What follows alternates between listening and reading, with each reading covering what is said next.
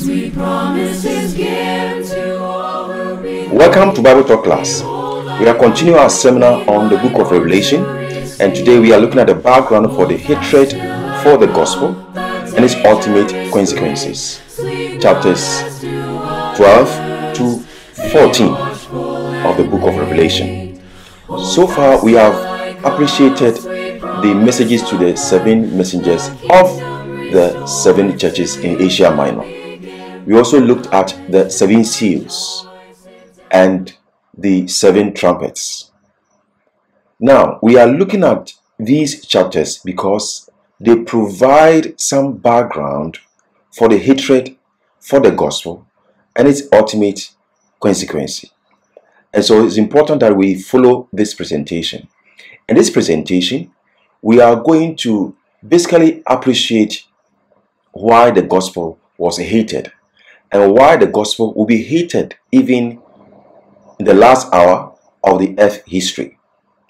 And so, pay attention to this presentation because we'll try to make a fine proposal as to the identity of the sea beast and the land beast and the meaning of the number 666.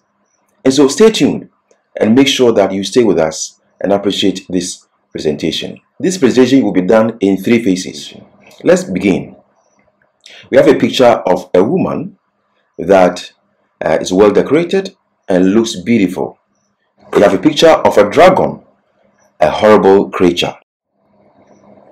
Why chapters 12 to 14? Why? So far, we have known the effects of heavenly activities on earth dwellers. We are talking about the seals and the trumpets. The 7 seals and the trumpets end the chaotic history of the earth, and this should end sinful human history. And that is the picture that we find. Why are earth dwellers bearing the price for their rejection of the gospel? Who is actually behind their rejection and persecution of the saints? And that's why we are looking at the background for the hatred for the gospel. Do earth dwellers have any support? The saints have the one sitting on the throne and the Lamb behind them, and the 7 spirits as their teacher, as we saw in the messages to the 7 messengers of the 7 churches in Asia Minor. Revelation chapters 12 to 14 provides details of the major actors in the making and the unmaking of the gospel. Remember the springboard and identification description principles as we interpret characters and events in these chapters. Let's look at the woman and the dragon. And we are going to look at the structure of chapter 12. And the structure may be as follows. The dragon's attack on the woman's child. Verses 1 to 6. That is the picture that you see. Now, verses 7 to 12 present an interlude. Here, the expulsion of the dragon and the establishment of God's kingdom is well painted. When you read chapter 12, verse 4, we get the information that the dragon used his tail to bring 1/3 of the heavenly creatures to the earth. Verse 4.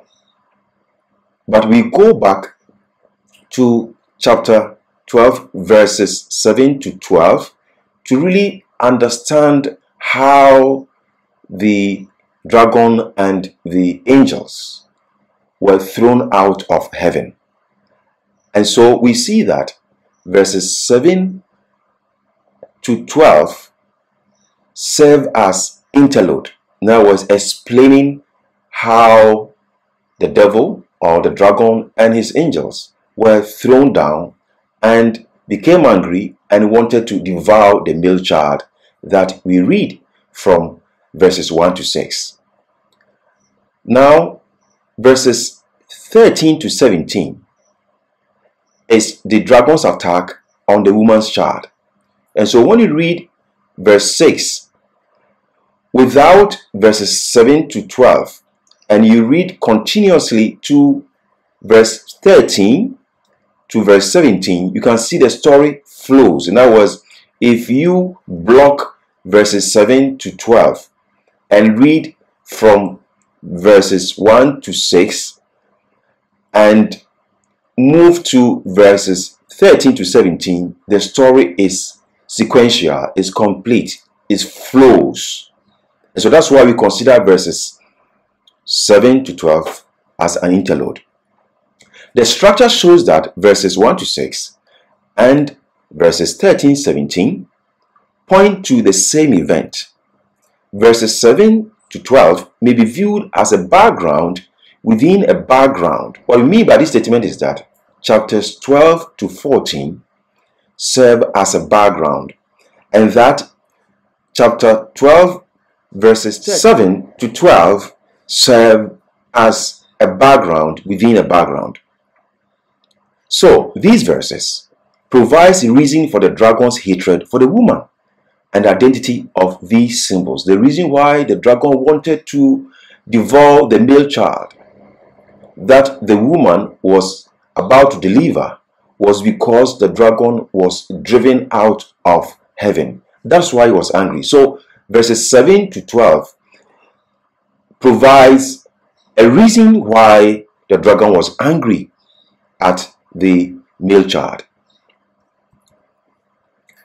The woman with a child is a symbolic expression of God's people who are perceived as victorious in Christ. Some interpret or identify the woman in verses 1 to 6 of chapter 12 as Mary. Now, the attempt of the dragon here to devour or take the male child cannot be connected to the persecution of Herod. It has to be connected to the entire ministry of Jesus, that his attempt to frustrate his ministry, including his temptation and all the things that Jesus suffered on earth, is part of the attempt to destroy or frustrate the ministry of Jesus. Now, the woman in verses 1 to 6 points to Israel because Jesus was born through Israel. The focus of verses 1 to 6 is the child. And so the identity of the woman in verses 1 to 6 is not the focus of the the vision. But when we go to verses 13 to 17, that the focus shifts from the male child to the woman. Then the identity of the woman becomes necessary. And so that's how we should view Revelation. Revelation gives a dramatic presentation and use different characters in a vision. But always we look at the key character in a particular vision and what that character is doing. And so focus here will be on the male child, that is verses 1 to 6, and then verses 13 to 17, it will be on the woman. So in short, the woman in verses 1 to 6 represents Israel, in other words, God's people. Another symbol of a dragon is an expression of the oppressive enemy of God's people, who represent the kingdoms of the earth. And so verses 1 to 6, a symbol that is used, that is a dragon, is a symbol that was used in the Old Testament to represent a repressive power. A repressive power. And that is a point that we need to underline. Now, the dragon deceives a part of the heavenly creatures and brings them to the earth. Now, the use of tail in Revelation and other parts of Scripture symbolizes deception. That is why tail is used here to symbolize the dragon's effort to draw 1/3 of heavenly creatures to the earth. The male child refers to Jesus, who crushed the head of the serpent on the cross and is enthroned. And so you appreciate that when we read chapter 12 verse 5 and chapters 4 to 5, we get the impression that the only way that Jesus could defeat the enemy on earth was by dying. And so that's why we interpret the male child as Jesus. And this interpretation is well noted by every scholar on the book of Revelation. God's people are protected from a dragon for 1,260 days. This number signifies a symbolic and temporal long period of protection, because when you read chapter 11 verses 2 to 6, the same number is used as a number that the two witnesses are protected for that long period. So it's a number that is used for the protection of the saints, and when it's converted to months, the number becomes 42 months, and that is a number that agents of the devil also used to persecute God's people. So in short, the same number is used for the protection of God's people and also persecution of God's people. What that means is that whenever the gospel or the gospel bearers are persecuted, God also finds ways to sustain them in the persecution. And so this is a picture that you find about the dragon's attempt to devour the male child. So the focus here is not the woman, and that's why the interpretation should focus on the woman in verses 1 to 6 of chapter 12. Now, verses 7 to 12. The imagery of Michael is presented as a one who only can defeat the dragon, the old serpent. Note here that the blood of the lamb is not in view. The blood of the lamb is only connected to the salvation of human beings on earth. And so the death of Jesus was meant only for human beings, not for heavenly creatures. For heavenly creatures, the war that happened there, that made Michael defeat the dragon, was a war of establishing the truth about the nature of God. The dragon deceived 1/3. So when you read verse 4, we understand why the dragon was thrown down, because he deceived. So deception is painted here as war in verses 7 to 12. And so there was no literal war. It was only deception. And he managed, the dragon, to receive some parts of the heavenly creatures. And he was driven out of heaven because he could not find a place in heaven, because sin originated in his act of deception. The casting down of the dragon and his angels may be an explanation for Revelation chapter 12 verse 4 as to why and how the dragon and his cohorts came to the earth, as I've explained. Revelation chapter 12 verse 10 shares similar hymnic language or poetic language and tone with Revelation chapter 11 verses 15 to 18, indicating the end of the terror of the devil and beginning of God's reign proleptically. So it's a hymn, it's a song that anticipates the establishment of God's kingdom. And this anticipation is captured in the sure victory of Jesus Christ over the devil with his blood for the saints. And so that's the picture you see here. So chapter 12 is not announcing immediate coming of Jesus, but it's announcing what believers should anticipate, should see themselves as already victorious. And that's why we're using the word proleptically. Revelation chapter 12 verse 11 pictures the saints as those who overcame the devil. You see, the word used here is past tense, overcame. So anticipate that you have already overcome the devil, and that see yourself as heavenly citizens. That's the picture that this verse is painting. Because of the blood of the Lamb and their testimony, and not loving their life to the point of death, signaling saved people. And so that's the picture that we have in this verse. Because he is a defeated foe, here the dragon comes to the earth, namely land and sea, knowing his time is short. We'll focus on the land and sea later on. So the understanding here should not be that, oh, heaven is set free, and that inhabitants of the earth, you should worry about your future because we are free. No. The understanding here should be the target of the dragon's anger. And the target here is the land and the sea. And we'll see what this means in chapter 13.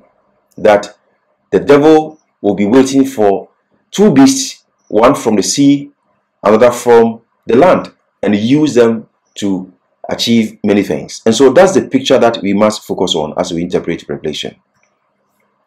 Note here about the woman and the dragon.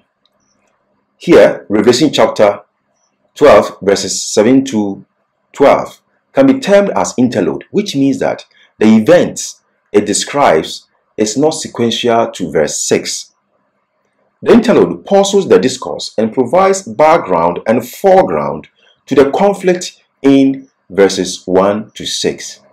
In other words, verse 7 to 12 as a unit is giving us why the devil wanted to devour the male child in verse 4. Revelation chapter 12, verse 12b introduces a woe prophetic speech to the land and the sea, areas of operation or the abodes of the two beasts. This means that the dragon will employ human institutions to suppress the gospel and deceive many. When you read Revelation chapter 17, verses 15 to 17, what you read is that the sea represents human beings. And so when we see sea beasts, land beasts, we are talking about human beings. And so the devil is going to use human institutions to destroy many and to also attack God's people. That's why the woe speech is directed at the land and the sea. The casting down of Satan in the Gospels has different meanings in context, and this question has to be addressed. When was Satan cast down? In this passage, John chapter 12, verse 31 refers to the present glorification of Jesus and his ability to break loose the kingdom of the devil by drawing people to himself after his crucifixion.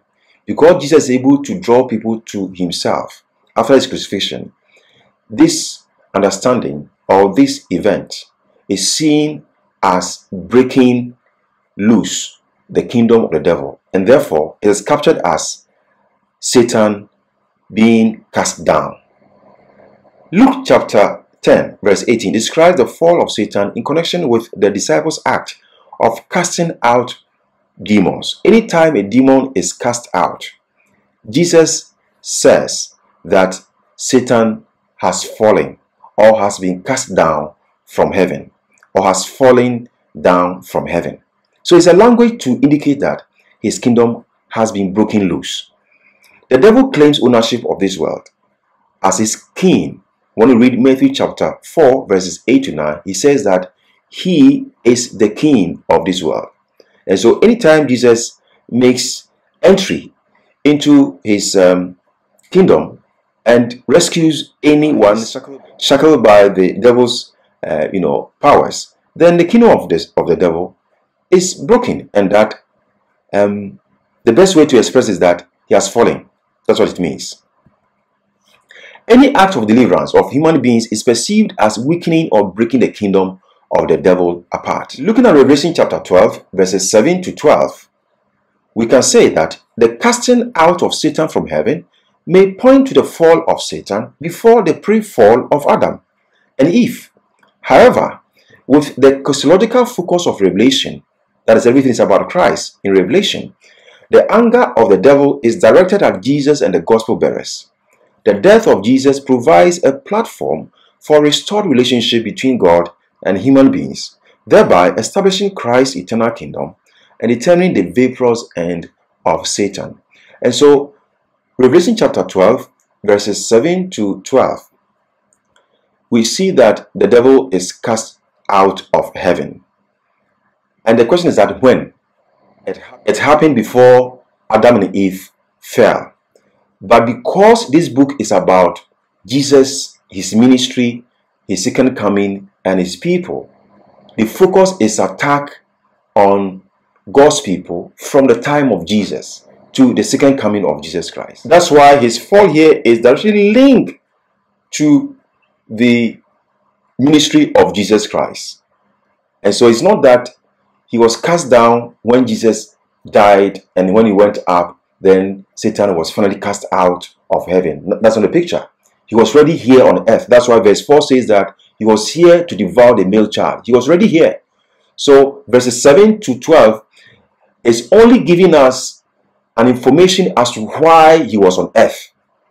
But the focus of his attack is narrowed to the earth history that is in the period of Christ's event. That is from his first coming to his second coming.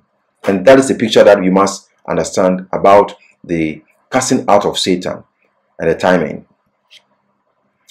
The crushing imagery of the dragon in Revelation chapter 12 verse 6 is repeated with different imagery of a serpent spewing water to swallow the woman with the same symbolic features. What we find is that in chapter 12, the dragon is also identified as a serpent.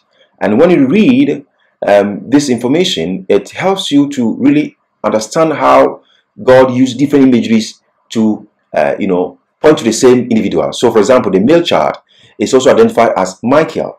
So, depending on the role of the character, then you have an imagery that will fit that character or figure in communicating God's eternal truth. And so that's the point you want to stress here. So the dragon, the serpent, point to the same entity, who is the devil, the one who deceived 1/3 of heavenly creatures.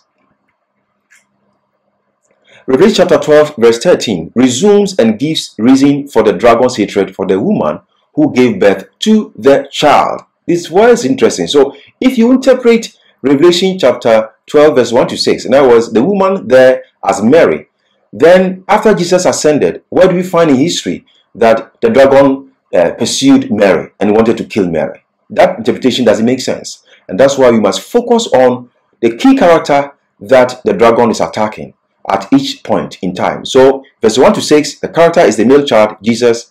And then we come to verses 13 to 17, the main character there is woman. And that's where we need to focus on in our interpretation. And so here we say that woman is God's people. That woman represents God's people. Revelation chapter 12 verse 14 repeats the setting and the symbolic time span of the divine protection, suggesting the same event painted with two different brushes. So when you read Revelation chapter 12 verse 1 to 6, the woman is protected, and the number used for her protection is 1,260 days. And when you read Revelation chapter 12 verse 14, the number used for the woman's protection is 3.5 years. And when you convert 3.5 years, you arrive at 1,260 days. So the same number. Even though when you convert either of them, you arrive at the same number in essence. And these two numbers are used for the same purpose, for the protection of the woman. So if the woman represents God's people, then the protection of God's people, when the dragon persecutes God's people, should point to the same event of the woman's persecution. The water from the serpent symbolizes a mixture of persecution and deception. And so that is what we find in Revelation and outside the book of Revelation, that the serpent spewing water means deception and persecution go together. And so that will be the attempt of the dragon to deceive and also to persecute. And this persecution and deception imagery will be well captured in the emergence of the sea beast and the land beast, because the sea beast will use persecution while the land beast will employ deception. And so that's the picture you find here with the spewing of water by the serpent. We come to this important terminology, remnant. When the dragon is not successful, the serpent is not successful in emulating the woman, he will direct his anger at the seed or the remnant of the woman, meaning that the woman will be persecuted, but the dragon will not be successful in eliminating the woman. So there will be some people who remain, who continue to hold on to the right teachings. Those people are called the remnant. The remnant refers to a group of people who share the characteristics of the persecuted woman. And it's very clear The identity of the remnant is connected with their being gospel bearers and obedience to God's will. They hold the testimony of Jesus Christ, meaning they testify about Jesus' ministry, his death, resurrection, the salvation found in him, and his second coming. And they are also obedient to God's will, commandments of God. Anything God has commanded, they obey. So these are the remnants. That is how we identify the remnants, as people who preach the gospel and obey God's will. And so that is it for our presentation on chapter 12. And the focus here is the woman and the dragon. I hope you have appreciated this presentation. In our next presentation, we are going to look at chapter 13. And here we'll focus on the identity of the sea beasts, the land beasts, and also the meaning of the number 66. Stay tuned. Hold fast till I come, the danger is great. Sleep not as do others.